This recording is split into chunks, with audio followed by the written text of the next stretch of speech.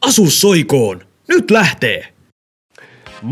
Morjesta taas ja tervetuloa Jimmyn YouTube-videoiden pariin. Me olemme täällä taas tuttuun tyylin unboxaamassa tuotetta, siis voitteko uskoa. Ja tällä kertaa kyseessä on Asuksen ROG Strix Fusion 500 eli 500 headsetti, minkä me unboxaamme ja... nyt unboxataan. Ja ruvetaanpas kuorimaan tätä pakettia.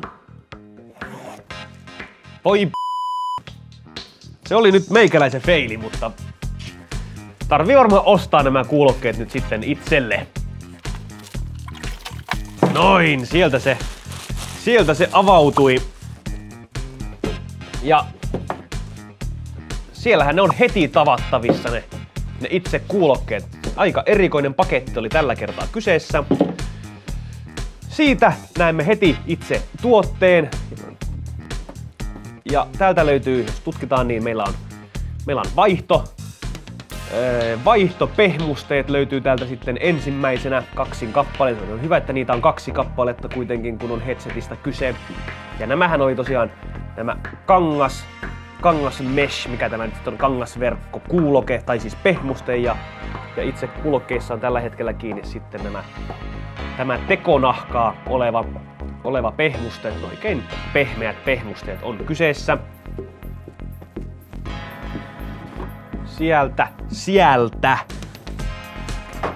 Sieltä alta löytyy sitten tämmönen laatikko. Täältä löytyy sitten USB-johto, millä saadaan kytkettyä nämä kuulokkeet koneeseen. Täältä löytyy seuraavaksi Quick Start Guide, mikä kertoo, miten käyttää näitä kuulokkeita, jos kuulokkeen käyttäminen ei ole ennalta tuttua touhua. Sitten on VIP Member Warranty Notice. Siis VIP Member Warranty Notice. Ja nyt kun tutkimme näitä itse kuulokkeita, niin ensimmäiseksi huomaamme, että näissä on tämä kääntöominaisuus näissä kuulokkeissa tai kupeissa, ja ne ovat nyt niin sanotussa lepotilassa. Tässä kun nyt analysoimme tätä kuulokkeen ulkoasua, voimme havainnoida, että tämä kupin ulkoreuna on tällaista kiiltävää materiaalia, ja täältä löytyy sitten tällainen valoelementti, johon palaamme tässä myöhemmin. Toisesta kuulokkeesta täällä löytyy ohjesuojamuovi, eli tämä kuulokkeen äänenvoimakkuus ja kaikki muut säädöt ovat kosketushipaisukytkimillä, eli täältä löytyy meillä on play et pause button, josta voimme sitten mykistää ja pausettaa tai jatkaa vaikka musiikin toistoa. Kappaleet vaihtuvat hipaisuin eteen ja taakse, ja volyymia saa ylös ja alas hipaisuistelemalla. Se on sana, menkää katsomaan sanakirjasta. Muuten tuote on tällaista, tai kuuloke on tämmöistä ihan tavallista mustaa muovia, tasaista mustaa muovia. Täältä löytyy pieni tämmönen hunajakenno-efekti. Kyllä, se on siellä.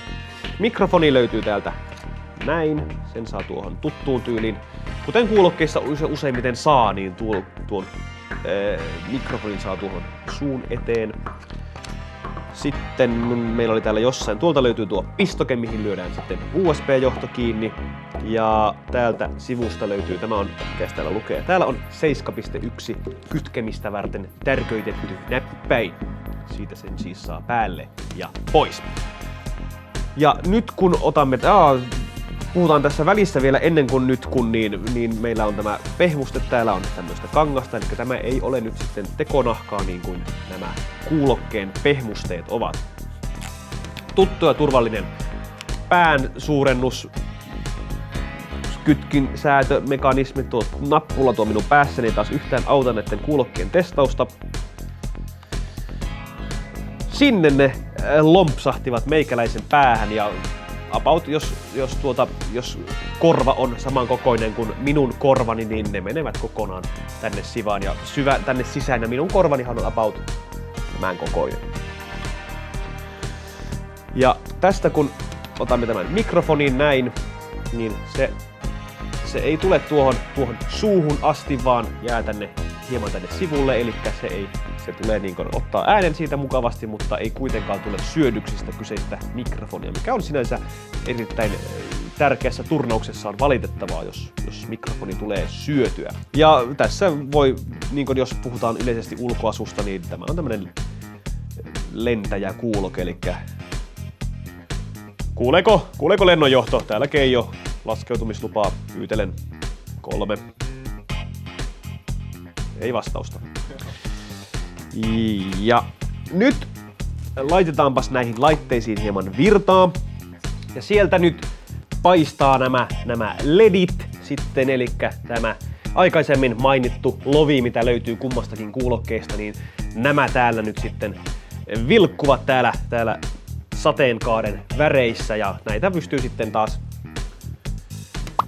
pystyy sitten taas muokkaamaan tuon Asuksen sovelluksen kanssa. Kuulokkeista löytyy 50 milliset elementit täältä sisältä. Sieltä löytyy myös vahvistin, eli pitäisi kyllä sitten saada tuota ääntä ulos hyvin ja sen olla erittäin selvää ja kirkasta. Lisäksi näistä, kuten tuosta napista jo mainitsinkin, kun täältä oli tämä 7.1 tämä nappula täällä näin, joka nyt on varmaan sitten muuten päällä. Eli löytyy virtuaalinen 7.1 äänimaailma. Ja lisäksi on olemassa sitten tällainen mobiilisovellus, millä pystytään synkkaamaan esimerkiksi useampi kuuloke keskenään. Ja näin ollen saadaan sitten kaikkien rivissä istuvien pelaajien kuulokkeiden valot synkattua samaksi valokarnevaaliksi. Eli nämä ovat niin sanotut tiimikuulokkeet. Kyllä, vähän aikaa joudun lataamaan tätä tiimiä, mutta tiimihän se on. Eikä meillä tällä kertaa nyt sitten taas tämän kummempaa. Nämä olivat Fusion 500 kuulokkeet Asukselta. Asus ROG Strix Fusion 500 kuulokkeet. Ja lopettelemme taas tältä erää ja palaamme ensi kerralla, joten se on tähän kyseiseen hetkeen nyt sitten moro!